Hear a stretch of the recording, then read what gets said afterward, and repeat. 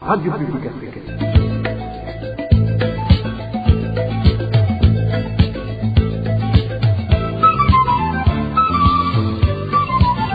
Radio Publique Africaine.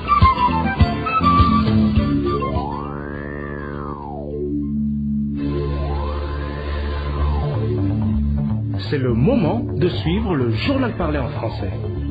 À la présentation, Josiane Mouzaneda. Mercredi 25 mai 2022, bonsoir amis fidèles de la RPA, bienvenue à ce journal dont voici les principales articulations.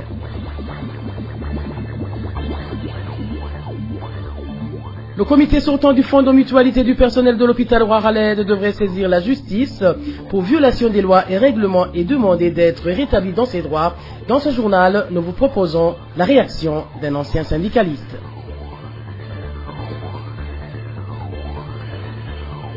De l'abandon scolaire au décès, telles sont les situations extrêmes auxquelles sont confrontés les étudiants de l'Université du Burundi, un calvaire devenu quotidien pour certains étudiants privés de leur prébourse depuis plus de 5 mois. Vous le suivrez dans ce journal.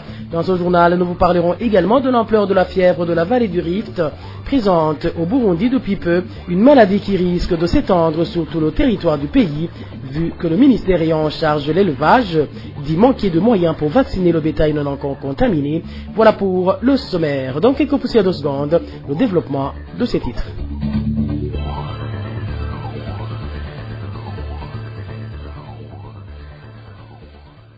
Bonsoir, je vous le disais en titre, le retard dans l'octroi des prébourses perturbe énormément les cours à l'Université du Burundi. C'est au moment où certains étudiants viennent de passer près de 6 mois sans percevoir aucun rang alors qu'ils vivent grâce à ce prix. Plus de détails avec Emmanuel Niungeku. Ces étudiants qui alertent sont ceux de la deuxième année et qui fréquentent les facultés de langues et littérature, ceux de l'ISCO et ceux du groupe des sciences. Selon des sources de la RPA à l'Université du Burundi, ces étudiants n'ont pas perçu leur prébourse depuis plus de 5 mois, ce qui impacte négativement sur leurs études vu qu'ils n'arrivent plus à se présenter au cours, le ventre vide. L'un d'entre eux témoigne.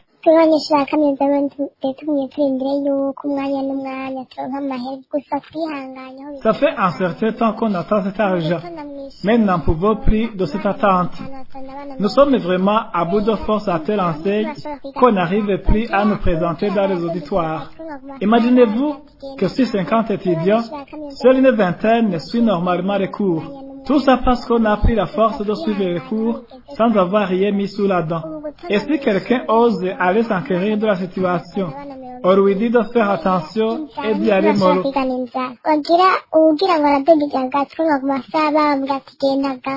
Cette patience qu'on leur demande d'observer a déjà dépassé ses limites.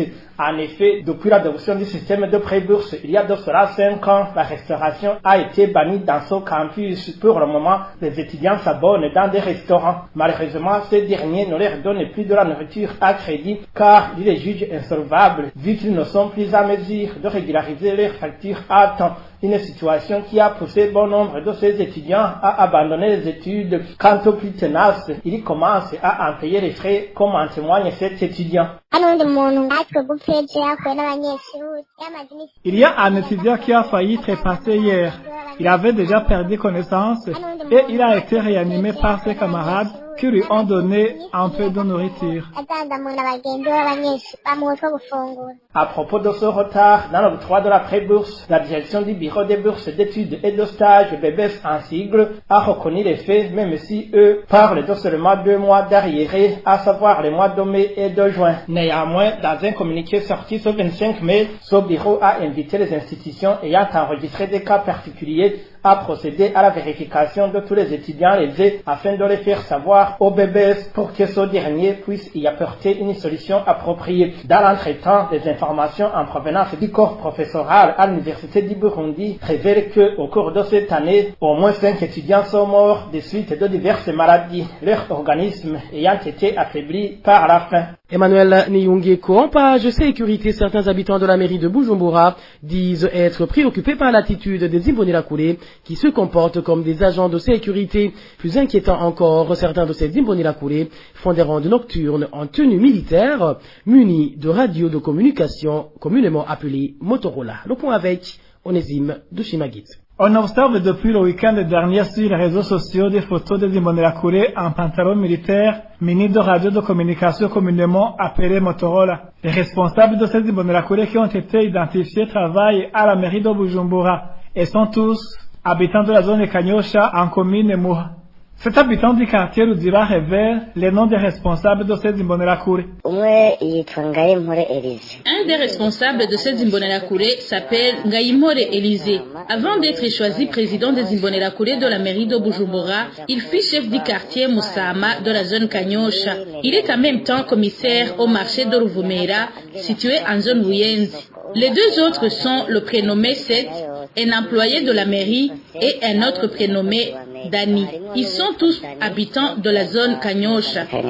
Quand ils ne sont pas au service de la mairie de Bujumbura, ces responsables des Imbonerakure font des patrouilles en tenue militaire, munis de ces radios de communication comme l'indique toujours cet habitant de la zone de Kanyosha. Je les ai vus de mes propres yeux en tenue militaire, en train de contourner la ville de Bujumbura. J'ai pu identifier les Imbonerakure du quartier Ruziba, zone Kanyosha, dont un certain Bamhoye Abraham, qui fut chef de la zone Kanyosha pendant la crise. Ce dernier a été cité dans plusieurs cas d'assassinat. Aujourd'hui, il est président du parti CNDD-FDD à mairie de Bujumbura. Nous avons appris qu'ils auraient repris les patrouilles nocturnes en possession des armes à feu. La population non membre du parti au pouvoir craint de représailles imminentes.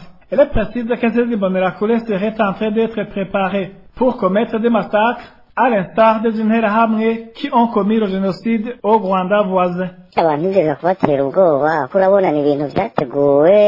Les gens doivent avoir peur parce que c'est une milice bien préparée pour commettre des forfaits.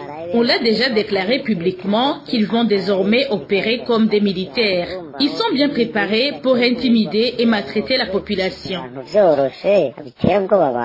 La mairie de Bujumbura s'ajoute aux autres provinces de l'intérieur du pays où se déroulent des entraînements paramilitaires et d'autres formations similaires à l'endroit des Imbonerakure du CNDD-FDD. Merci à toi Onésime Dushima Guidé. Puis en page justice, l'emprisonnement à perpétuité, la perte du droit d'exercer toute fonction publique, la perte de la citoyenneté, du droit à la propriété et à la famille, telle est la sentence prononcée ce 24 mai 2022 par le tribunal de grande instance d'Ongodzi à l'encontre de Gaspard Bizimana de la colline Nyanza-Tubiri, zone Malamirundi, dans la commune Busiga. Cet homme a été accusé d'homicide volontaire sur une femme du nom de Marie-Rose Nilani-Bagira, un crime qu'il aurait commis en date du 11 mai de cette année. Gaspard Bizimana avait été appréhendé ce 20 mai au niveau du secteur Kiziba de la colline Kirehe dans la commune Kabarole au moment où il tentait de s'enfuir et a été acheminé au commissariat de police d'Ongodzi ce jour même. Une courte pause et nous parlons gouvernance. Le directeur général du centre hospitalo-universitaire de Kamenge devrait cesser de s'immiscer dans la gestion du fonds de mutualité et de pension des travailleurs de cette institution, car la gestion du fonds relève de la compétence de ses organes dirigeants.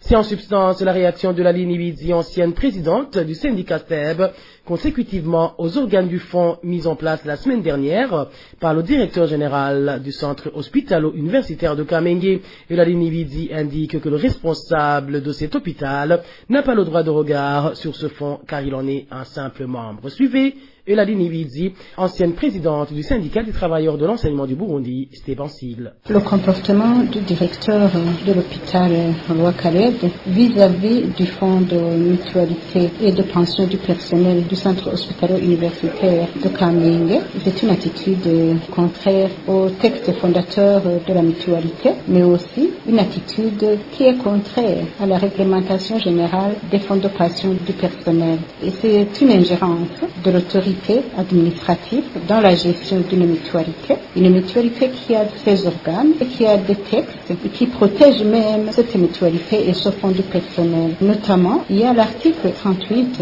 qui précise que le patrimoine du fonds de mutualité et de pension du personnel est bien distinct du patrimoine du centre hospitalo-universitaire et c'est par conséquent une obligation du directeur du centre hospitalo-universitaire de protéger cet article 38 en évitant toute cette ingérence parce que les relations qui doivent exister entre ce fonds de mutualité et l'administration, c'est une collaboration dans les procédures, dans les activités qui unissent le personnel et l'administration, mais il n'a rien à voir avec la gestion du fonds de mutualité. Et par principe, ces fonds-là sont de l'initiative du personnel, de l'initiative de ceux qui adhèrent au statut et aux procédures, et la gestion incombe aux organes de gestion qui sont mis en place par l'Assemblée générale selon l'article 32 et l'article 36 donne le pouvoir au président.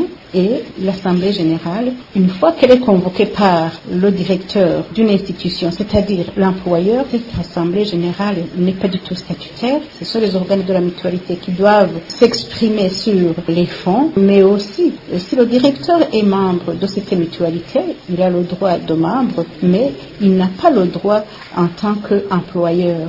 De plus, selon Eulalie Nibidzi, le directeur général de l'hôpital Roi-Raled n'avait pas le droit d'organiser les élections, encore moins de remplacer les organes en place, d'où elle demande aux membres sortants de saisir la justice. Suivez encore une fois Eulalie Nibidzi. À mon avis, notre conseil, c'est que le directeur du centre hospitalo-universitaire doit se priver, s'interdire lui-même de s'ingérer dans le fonctionnement du fonds et dans sa gestion, notamment dans la mise en place des organes. Il ne devrait pas mettre en place une équipe, une unité qui organise les élections non plus. Ce n'est pas à lui de transmettre à la banque la nouvelle équipe dirigeante. Il revient alors à l'équipe dirigeante actuelle de protéger aussi la gestion de leur fonds de mutualité, parce que si le directeur ose faire ça aujourd'hui à l'équipe dirigeante, c'est-à-dire à tout le personnel, à tous les membres du fonds, rien ne va l'interdire de faire la même chose avec la nouvelle équipe. Et une fois qu'un employeur s'ingère dans le fonctionnement d'une mutualité, il revient à l'équipe sortante de porter plainte. S'ils n'ont pas tenté le dialogue, ou si le dialogue a échoué, ils doivent se référer aux juridictions parce que cela est prévu dans leur texte. Et je me rends compte que l'équipe dirigeante qui vient d'être remplacée illégalement par le directeur était encore au cours du mandat et apparemment il n'y a aucune référence juridique, aucune référence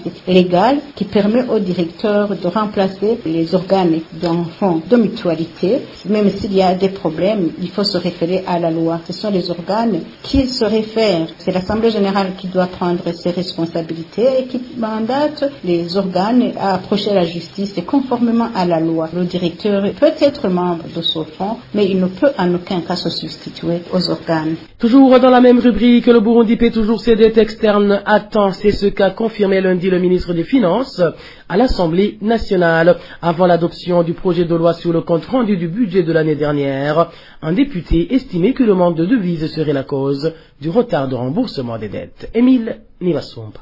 C'est la députée Donatille Bachimisi qui a posé la question relative aux dettes extérieures et au manque de devises dans le pays.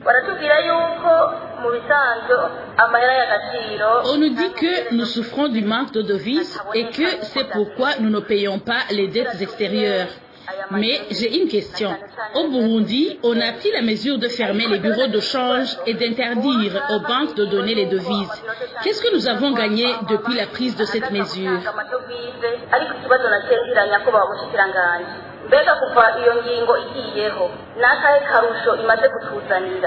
Selon le ministre des Finances, du Budget et de la Planification économique Domitien Ndihokubwayo, le Burundi respecte toujours les échéances de paiement des dettes extérieures.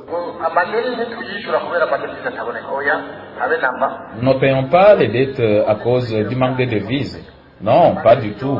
Jusqu'à présent, le Burundi ne s'est jamais retrouvé en défaut de paiement. Nous remboursons toute dette extérieure aux échéances convenues. Même la Banque mondiale et le FMI sont surpris. Ils disent on ne comprend pas. Parce qu'il y a des pays qui n'ont pas eu les problèmes similaires aux nôtres et qui ont beaucoup de moyens financiers, mais qui ne sont pas à mesure de payer leurs dettes à temps. En ce qui concerne le manque de devises dans le pays, le ministre Domitien Ndihokubwayo indique qu'il n'a pas de solution magique.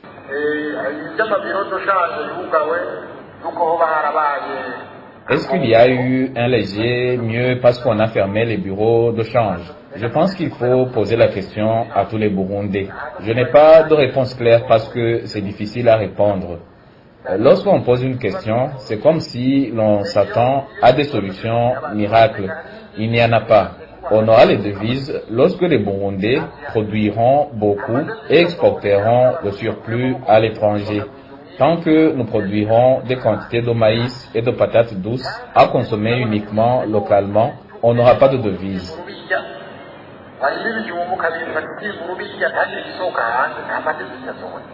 Le ministre Domitien Ndihokubwayo était à l'Assemblée nationale ce lundi lors de l'adoption du projet de loi portant règlement et compte rendu budgétaire pour l'exercice 2020-2021. Ce jour-là, les députés ont également demandé pourquoi il y a une zone d'ombre sur les données financières en rapport avec la participation des troupes burundaises en mission de maintien de la paix et de la sécurité en Somalie et en Centrafrique.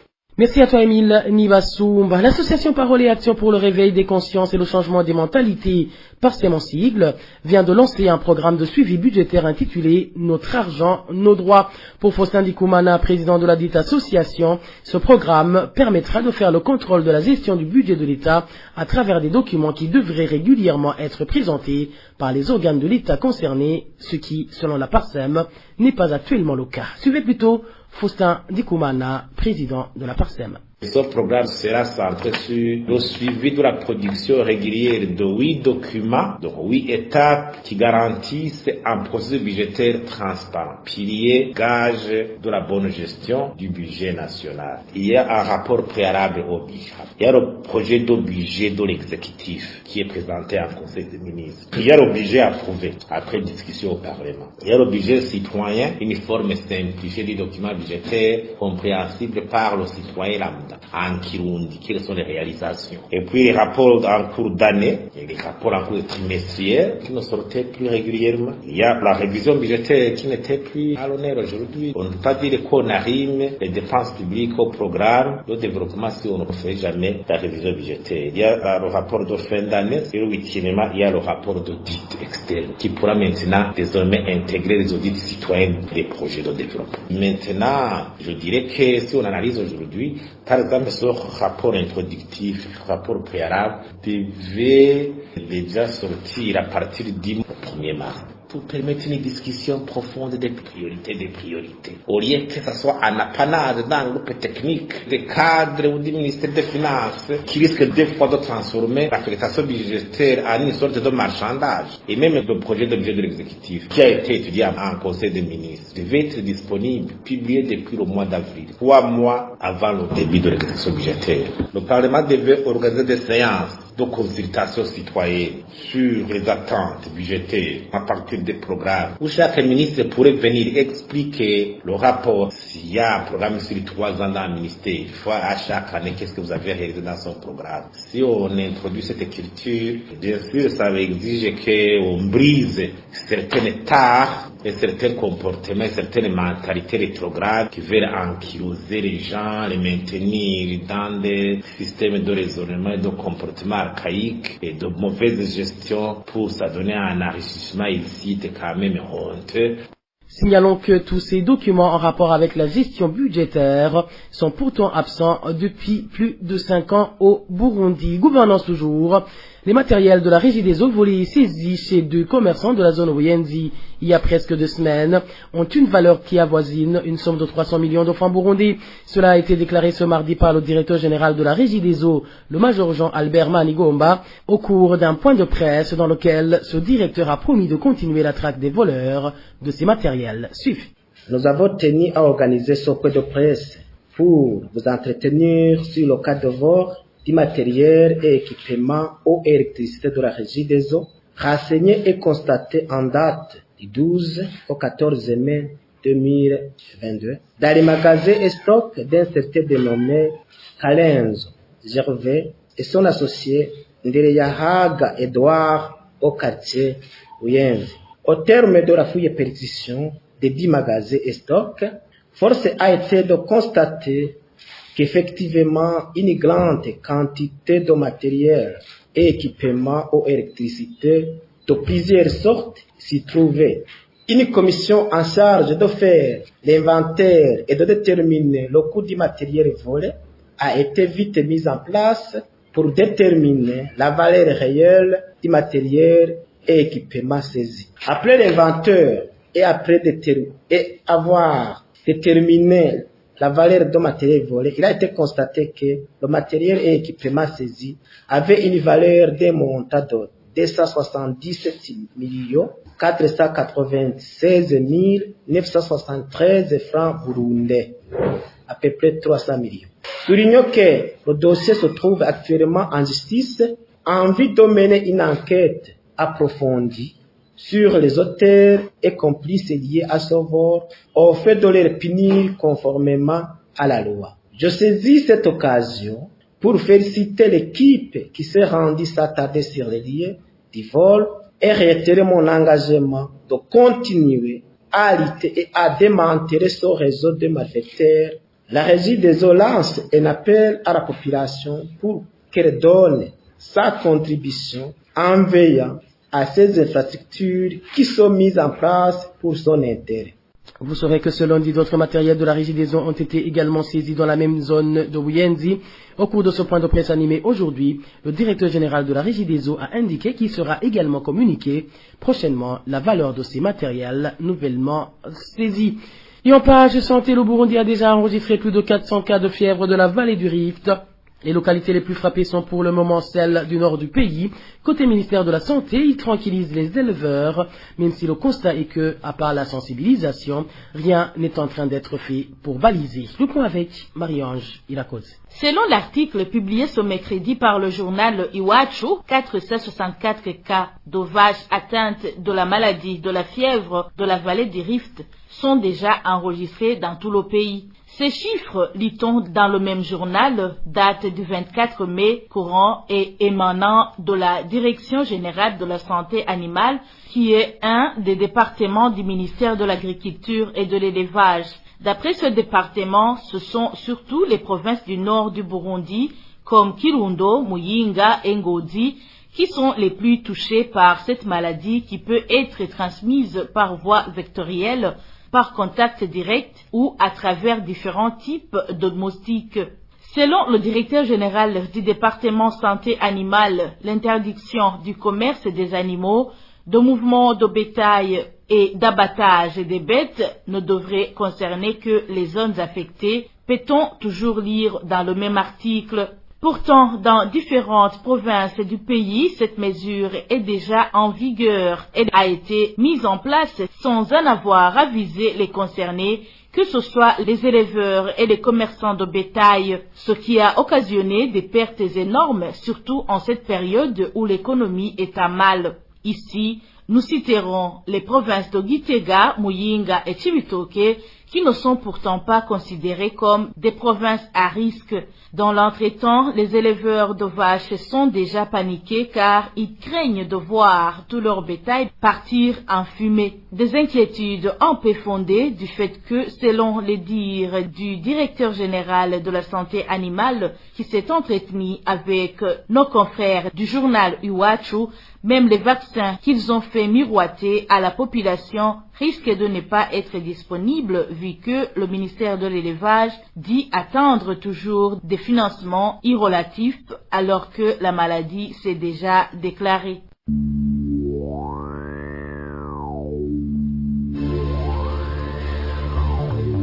Et voilà, amis fidèles de la RPA, c'est par ici que nous mettons fin au journal en français de ce mercredi 25 mai 2022.